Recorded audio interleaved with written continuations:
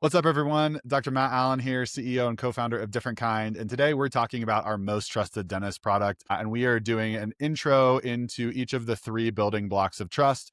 I'm here with Dr. Cory Scheer, the founder and CEO of TrustCentric Consulting. And we are talking a little bit about each of these three building blocks so that you can have an idea of what they are, why they matter, and maybe some ideas to bring into a conversation with your team in terms of how these might show up every day in your dental practice. So, Cory, thanks for taking the time. Would love to hear from your perspective. Obviously, you're the expert here. This is your framework, right? So I would love to hear a little bit from you in terms of this competence building block. Why does it matter? What is it? Give us a little bit of background before we dive in.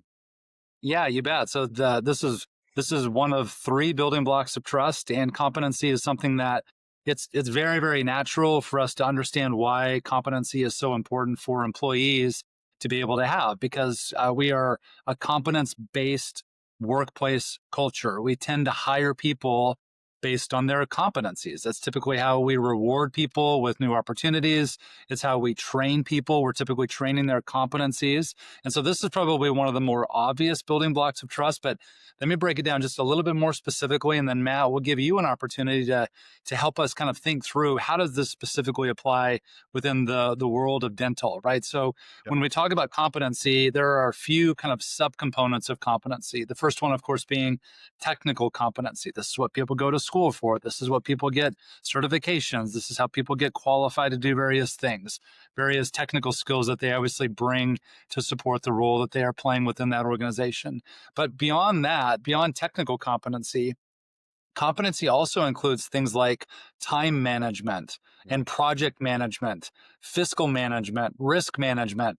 One of the most significant components of competency is the element of communication, which you and I would probably agree that's one of the main areas where trust can really be built up or broken down, is when you are working with good communicators, even if the news is challenging or difficult or there's change involved, when you are communicating well with people, that level of trust is automatically going to be strengthened, because that is one of these three core building blocks of trust. And then finally, one of the building blocks, or one of the components of this building block of trust, of competency, is the component of leadership. Leadership is actually a competency. It can be strengthened, it can be enhanced, it can be improved, it can be developed and grown. And that's why what you all are involved in right now in terms of pursuing this certification and pursuing the opportunity to strengthen your workplace culture, what you're really doing is you're strengthening the overall leadership component, which then competency. So think about these various facets of competency: time management, project management, risk management, fiscal management, communication, leadership,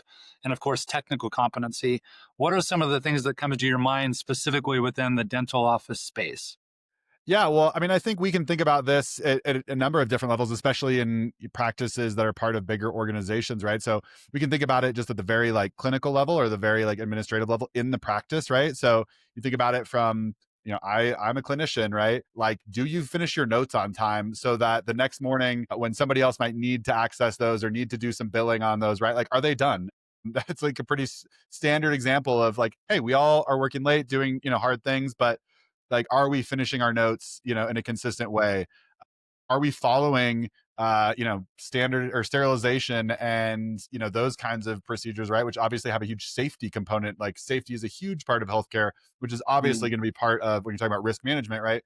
That's a huge part of healthcare organizations in general. So are we doing a good job at those things? Are we following the protocols? Are we doing those things every single time? But then I think about it also from the perspective of, how does this show up in team interactions, right? In terms of like, hey, have we built structures? And this kind of maybe goes to, more structural things as well. But like when someone's onboarding, like who is helping them? Who is responsible for that? Like, are they doing the right thing, showing them the right things that we want them to learn in a bigger organization? When you have somebody who might be helping you out to do something, can you trust them, right? Do they have the competence to like do some of those technical skills? And so that shows up, I think, in kind of team interactions. But then I also think about it on that kind of organizational leadership level to say, has the organization taken the time to, produce the right SOPs? Has, leadership invested in creating a culture that is healthy, right? To me, that should be an organizational competence, right? Hopefully that's why you're here today. So those Absolutely. kinds of things, I think we can kind of think about it at different levels across an organization in dentistry. And even if you're in a Sure. solo private practice, right? Like we want you to be able to have the certification to be one of the most trusted dentists. And so those top levels might not apply to you in the same way, but they're all then now being crunched down into the same office, right? You have clinical, you have, Mhm. team interactions, and you have leadership all within one office. And so it actually maybe becomes even a little bit more, it's less compartmentalized and more kind of all Mhm. packaged in one, and that can make it tougher sometimes. So that's how I think about it. And if you're using this video to spark team conversations, have people watch, hey, why are we doing this? What is this about? I hope that you can think of some of your own specific moments of where does my competence show up? Of course, it's your diploma on the wall that shows your degree, like you mentioned, Cory, but I think you've given us some other really good examples there as well.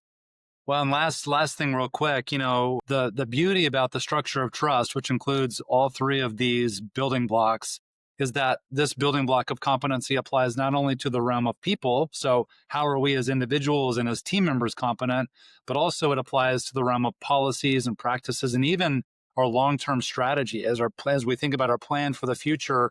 And so one of the things that we've got to be mindful of is not only do we need to encourage competence with our people, but our policies and our practices and our plans also have to be competent. It's both of those realms when they come together, when we create those components of competence, that is what helps fulfill the building block of trust of competence. And then one other quick question for you, Matt. I mean, Yep. I assume that there is always change involved in technology, in different practices, in ways of approaching various procedures and those types of things. And I would assume that a critical part of maintaining trust internally and also with your patients is to ensure that you remain competent as those things change for the work that you are doing into the future. I assume that you've got to be able to be nimble and change those SOPs in order to ensure that you're demonstrating the highest level of competency.